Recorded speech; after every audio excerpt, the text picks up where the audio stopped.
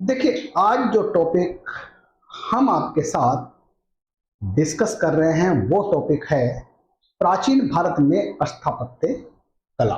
मतलब ये टॉपिक है हमारा जो है। अब इसके अंतर्गत देखिए, हम आपको फैक्ट और कंसेप्ट दोनों बेस से कराएंगे। बाकी जो नेक्स्ट क्लास में हम जो है इसके एमसीक्यू क्वेश्चन पर डिस्कस करेंगे विद एक्सप्लेनेशन। अब देखिए, प्राचीन भारत में स्थापत्य कला। प्राचीन भारतीय साहित्य में मंदिर के लिए देवालय, देवकुल, देवग्रह या देवायतन जैसे शब्दों का प्रयोग हुआ है। प्रारंभिक कला साहित्य व गुहा लेख में मंदिरों को प्रसाद कहा गया है। मतलब समझिए आप, जो है प्राचीन भारतीय साहित्य में मंदिरों के लिए देवालय, देवकुल, देवग्रह या देवयातन कहा गया है। वहीं पर जो है प्रारंभिक साहित्य व गुहा लेखों में मंदिरों को प्रसाद कहा गया है। मंदिर शब्द का जो सर्वप्रथम जो उल्लेख मिलता है या सर्वप्रथम जो प्रयोग मिलता है वो हमारा मानसार नामक कला ग्रंथ में मिलता है, जो 7वीं शताब्दी से के लगभग का है। अब वहीं पर देखिए, मतलब जो है शिखर मंदिर का अभाज्य या अविभाज्य अंग है। शिखर जो है मतलब इसका वो जो है मंदिर का अविभाज्य अंग है। उत्तर भारत में मंदिरों में अमल युक्त रेखा शिखर और दक्षिण भारत में कुटायुक्त पिरामिड आकार के शिखर हैं। वहीं पर देखिए, हिंदू मंदिर में स्थापत्य के अवशेष गुप्त काल में मिलना प्रारंभ हो जाते हैं। और मंदिर के मतलब जो है मंदिर स्थापत्य के जो कुछ प्रमुख अंग है, जैसे मान लीजिए हमारा होता है गर्भगृह। अब गर्भगृह का मतलब से देखा जाते हैं गर्भगृह।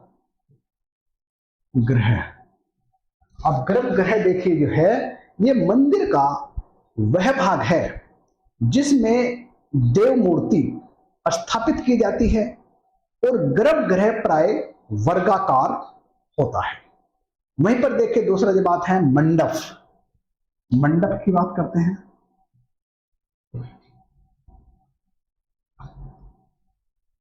मंडप देखिए अब जो है हमारा यह मंडप गर्भगृह के सामने स्तंभों का या स्तंभों पर आधारित बरामदे को जो है मंडप कहते हैं।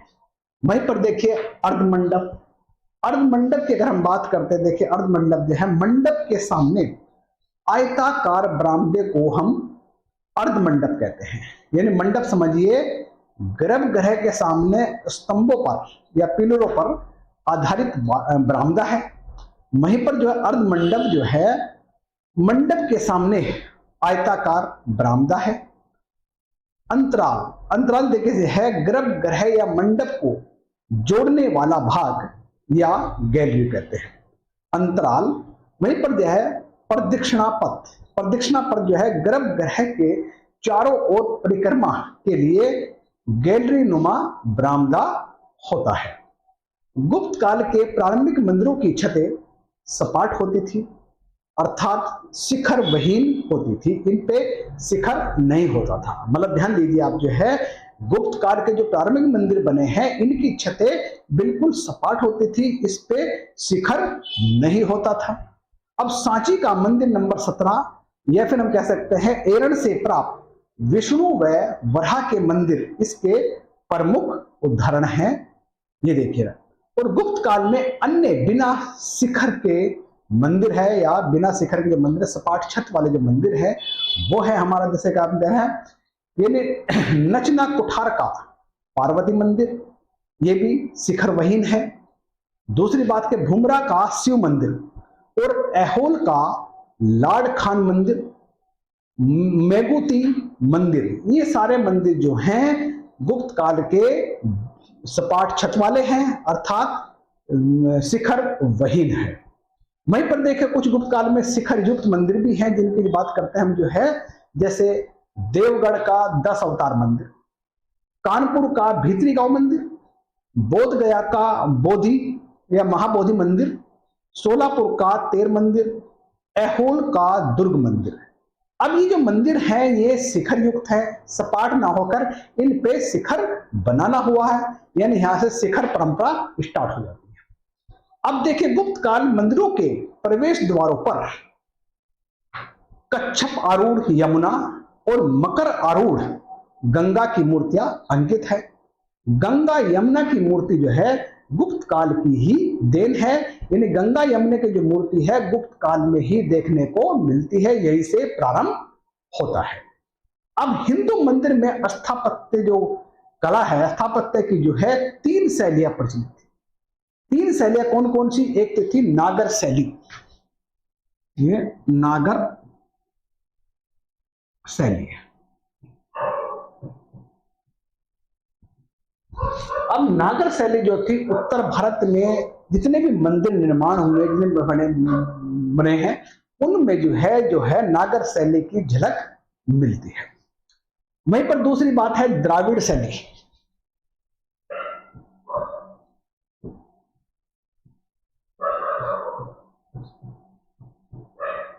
अब द्राविड़ शैली जो है ये जितने भी मंदिर का निर्माण हुआ है वो दक्षिण भारत में द्राविड़ शैली के अंतर्गत देखने को मिलता है। तीसरी है बेसर शैली।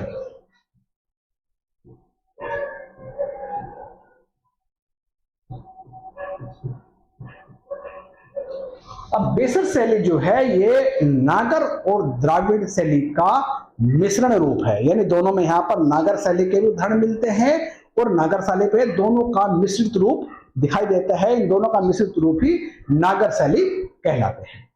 अब देखिए बहुत सारे जो मंदिर है नागर शैली के जो बने हैं, नागर शैली की जो विशेषता है, देखिए नागर शैली के अंतर्गत जो है ऊंचे ऊंचे चबूतरे होते हैं, यानी ऊंचा चबूतरा होता है। दूसरी बात वहीं पर वर्गाकार गर्भगृह होता है और गर्भगृह से ही जुड़ा हुआ एक प्रदक्षिणा स्थल होता है जो नगर शैली की विशेषता है। रेखा शिखर जो कि गर्भगृह का क्रम से ऊंचाई की ओर घटता हुआ रूप है। मतलब समझिए रेखा शिखर जो गर्भगृह का क्रम से ऊंचाई की ओर घटता हुआ रूप है, ये जो है हमारी नागर शैली की कुछ खास विशेषता है। जैसे कि ऊंचा चबूतरा की बात करते हैं, वर्गाकार गर्भगृह और गर्भगृह से जुड़ा हुआ प्रदक्षिणा पथ। रेखा शिखर जो कि गर्भगृह के क्रम से ऊंचाई की ओर घटता हुआ रूप है, ये जो है हमारे नागर शैली के उदाहरण है। अब वहीं पर देखें नागर शैली के जो कुछ मंदिर हैं, जो प्रमुख मंदिर है, देखिए रीवा का बैजनाथ महादेव का मंदिर जो नागर शैली का प्रयोग हुआ, नागर शैली पर आधारित है। चंदेल शासकों द्वारा निर्मित खुजराहों में के मंदिर, यानी खुजराहों के मंदिर में जो है धंग चंदेल द्वारा निर्मित कंदरिया महादेव का मंदिर सबसे प्रसिद्ध है। कौन सा? कंदरिया महादेव का मंदिर सबसे प्रसिद्ध है, जो नागर शैली के अंतर्गत या नागर शैली का एक विशेष महत्वपूर्ण मंदिर है। वहीं पर पुरी का जगन्नाथ मंदिर जिसके निर्माणकर्ता जो है अनंत वर्मा चंदोग है। दूसरी बात देखिए कोणार्क का सूर्य मंदिर। कोणार्क का सूर्य मंदिर का जो निर्माण है गंग वंश के शासक नरसिंह देव प्रथम ने निर्माण किया था। यह भी नागर शैली का एक महत्वपूर्ण उदाहरण है। भुवनेश्वर का लिंगराज मंदिर, दिलवाड़ा का जैन मंदिर और मोढेरा का सूर्य मंदिर, ये सारे के सारे मंदिर जो है इसमें जो है नागर शैली की पूर्णतः झलक दिखाई देती है। उत्तरी भारत में ग्वालियर तक या ग्वालियर का तेली मंदिर द्राविड़ शैली का बना है।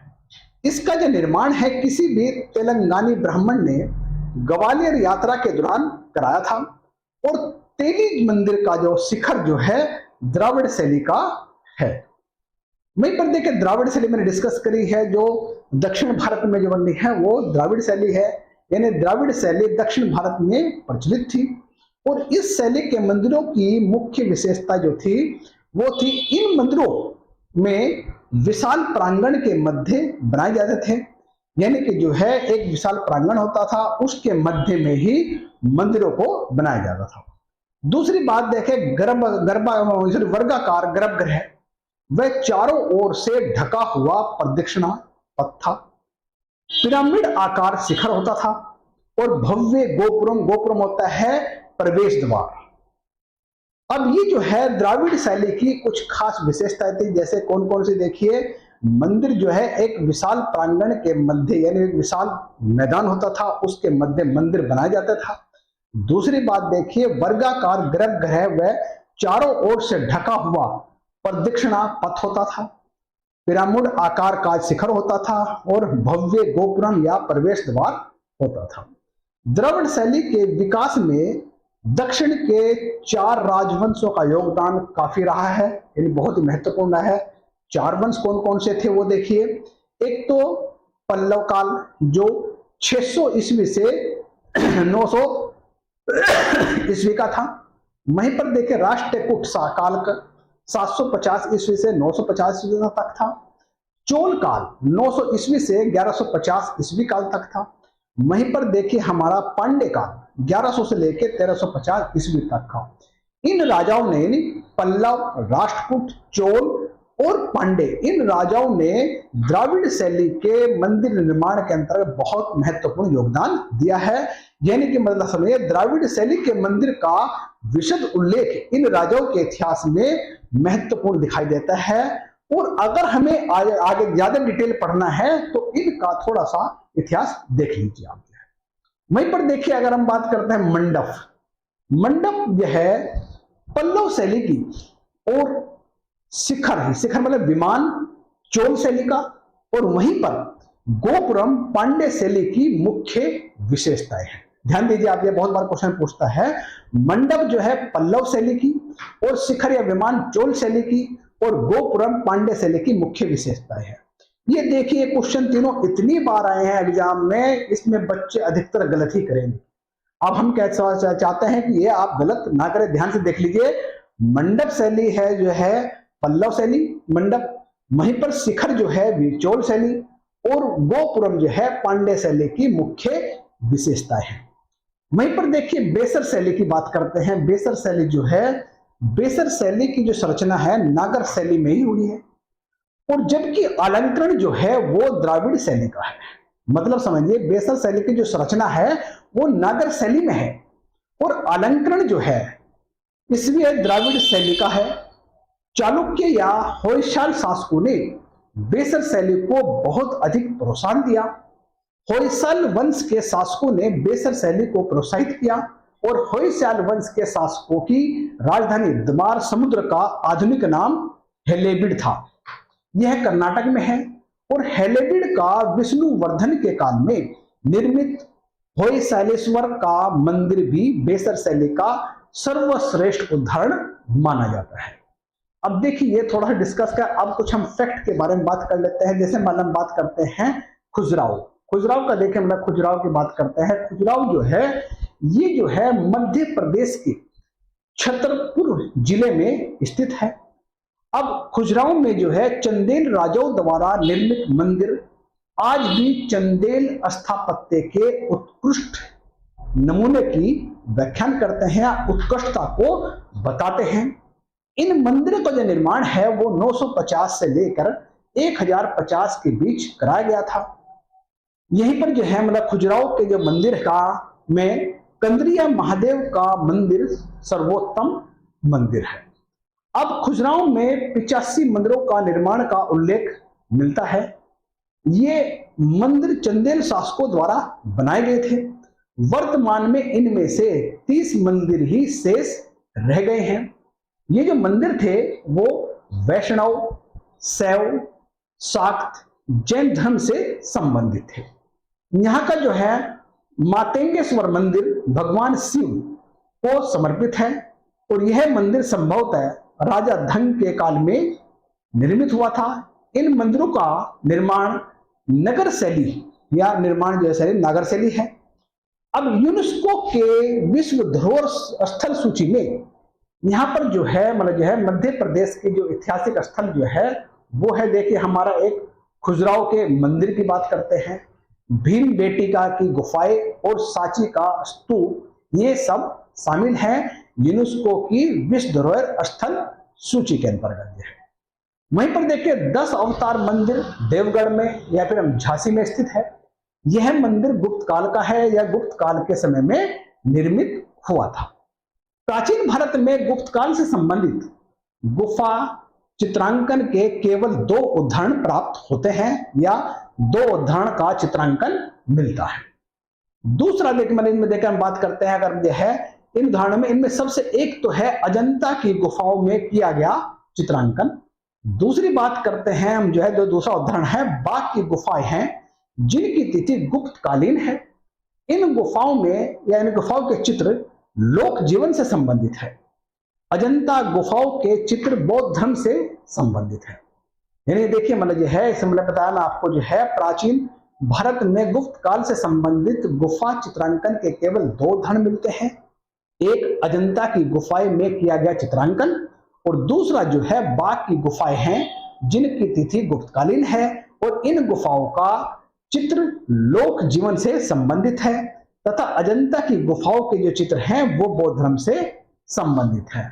वहीं पर देखिए महाराष्ट्र से 200 मील उत्तर की ओर देखते हैं, एक जगह पड़ती है कन्हेरी, यानी कन्हेरी नामक गुफाओं का भी एक विशाल समूह स्थित है। अनेक वर्षों तक इन गुफाओं में बौद्ध भिक्षु का निवास रहा था या निवास करते थे। ये गुफाएं 8वीं और 9वीं शताब्दी में या शताब्दी की है। कौन सी? कन्हेरी की गुफाएं जो महाराष्ट्र मुंबई से 200 मील उत्तर की ओर स्थित है। वहीं पर देखिए हम बात करते हैं माउंट आबू। माउंट आबू का जो है बड़ा प्रसिद्ध मंदिर है दिलवाड़ा जैन मंदिर, जो संगमरमर से बना हुआ है, जिसका निर्माण गुजरात के शासक सोलंकी शासक भीमदेव प्रथम के सामंत विमल शाह ने करवाया था। यह जैन मंदिर अपनी निकासी और सुंदर मीनाकारी के लिए बहुत ही प्रसिद्ध है। वहीं पर देखे जो है पालिताना का पवित्र जैन मंदिर गुजरात के भावनगर जिले के शत्रुंजय पहाड़ियों में स्थित है। अब देखिए नेक्स्ट बात करते हैं जो एलिफेंटा की गुफा जो है मुंबई से समुद्र में 7 मील दूर स्थित द्वीप है। यह एलिफेंटा की जो प्रसिद्ध गुफाएं हैं, गुफा मंदिरों के निर्माण राष्ट्रकूट शासकों द्वारा कराया गया था। यहां से 5 गुफा मंदिर प्राप्त हुए हैं जिनमें हिंदू धर्म मुख्यतः शिव से संबंधित मूर्तियां हैं और साथ ही यहां 2 बौद्ध गुफाएं हैं भी है। इन गुफाओं का निर्माण काल 5वीं शताब्दी से लेकर 8वीं शताब्दी तक का माना गया है। यहां से प्रसिद्ध त्रिमूर्ति शिव की प्रतिमा प्राप्त हुई है। एलोरा जो है महाराष्ट्र के औरंगाबाद से लगभग 25 किलोमीटर पश्चिम की ओर स्थित है। यह शैलाकृत गुफाओं मंदिरों के लिए जग प्रसिद्ध है या पूरी दुनिया में विश्व विख्यात है। यहाँ कुल 14 शैलकृत गुफाएं हैं। ये गुफाएं विभिन्न कालों में बनी हुई हैं। इन गुफाओं में 1 से 12 तक मतलब जो है बौद्ध और 13 से 29 तक हिंदू और 30 से 34 तक जैन से संबंधित हैं, जो थोड़े थोड़े अंतर पर बनी हुई हैं। एलोरा का जो कैलाश मंदिर है वो शैल आकृत स्थापत्य का प्रमुख उदाहरण है। द्रविड़ शैली के इसी विश्व प्रसिद्ध मंदिर का निर्माण राष्ट्रकूट शासक कृष्ण प्रथम ने कराया था। वहीं पर देखिए पश्चिम भारत के प्राचीनतम शैल आकृत गुफाएं नासिक, एलोरा और अजंता में है। ये तीनों स्थल महाराष्ट्र में स्थित हैं। नासिक की बौद्ध गुफाएं विश्व सुविख्यात, उन्हें पोंडुलेन भी कहा जाता है। अब देखिए इसमें देखिए आप जो है हम बात करते हैं, देखिए आप जो है राष्ट्रकूट शासकों के समय वैसे तो ब्राह्मण धर्म को महत्व था, ब्राह्मण को महत्व दिया जाता था, किंतु ब्राह्मण धर्म की तुलना में जैन धर्म का अधिक प्रचार प्रसार था या प्रसार हुआ था। इसे राज्य के संरक्षण भी प्राप्त था, यानी जैन धर्म को जो है। वहीं पर राष्ट्रकूट शासक अमोघ वर्ष के गुरु जैन आचार्य जिनसेन थे, जिसने आदि पुराण की रचना की। उस समय शासकों और सामंतों के साथ साथ सेनापति पदों पर भी अनेक जैन धर्मानुयायियों की नियुक्ति की जाती थी। अजंता की गुफाएं वाकाटक के अधीन राज्य से संरक्षण और जमींदारी द्वारा निर्मित कराई गई थी। अजंता की गुफा की संख्या 16 में उत्कीर्ण मरण आसन राजकुमारी का चित्र प्रशंसनीय है। गुफा संख्या 16 में वाकटक शासक हरिसेन 475 से 500 ईस्वी की बात करते हैं कि मंत्री वराहदेव ने बौद्ध संघ को दान दिया था। अजंता के चित्र तकनीकी दृष्टि से विश्व में प्रथम स्थान रखते हैं। इन गुफाओं में अनेक प्रकार के फूल पत्तियां, वृक्ष तथा पशु आकृतियों की सजावट और बौद्ध एवं बोधिसत्वों की प्रतिमाओं के चित्रणों को जातक ग्रंथों से ली गई कहानियों का वर्णनात्मक दृश्य के रूप में प्रयोग हुआ है। ये चित्र अधिकतर जातक कथाओं को दर्शाते हैं। वहीं पर देखिए हम बात करते हैं पुरी यानी में स्थित कोणार्क का विशाल सूर्य देव मंदिर है, जो नरसिंह देव वर्मन प्रथम चंडगोंग ने बनवाया था। इस मंदिर का 13वीं शताब्दी का है। यह अपनी विशिष्ट शैली के लिए प्रसिद्ध है। अब सूर्य मंदिर की हम बात करते हैं। कोणार्क का जो सूर्य मंदिर है, इसका आधार जो है विशाल चबूतरा है और इसके चारों ओर पत्थर तरासे हुए बढ़ा हुए पहिए लगाए गए हैं और सूर्य के रथ का पूरा आभास देने के लिए ही चबूतरे के सामने जो भी सीढ़ियां हैं उन्हें 7 अश्वों की स्वतंत्र मूर्तियां लगी हैं, मानो कि ये 7 घोड़े रथ को खींच रहे हैं। कोणार्क के सूर्य मंदिर को काला पगोड़ा यानी ब्लैक पगोड़ा भी कहा जाता है। देखिए इसमें वैसे तो हम डिस्कस करेंगे, बहुत सारा बन जाएंगे इसके बाद। देखिए जो आगे जो कुछ फैक्ट बच जाते हैं वो हम आपके साथ एमसीक्यू क्वेश्चन में नेक्स्ट क्लास में डिस्कस करेंगे। चलिए आज के लिए इतना ही है। ओके।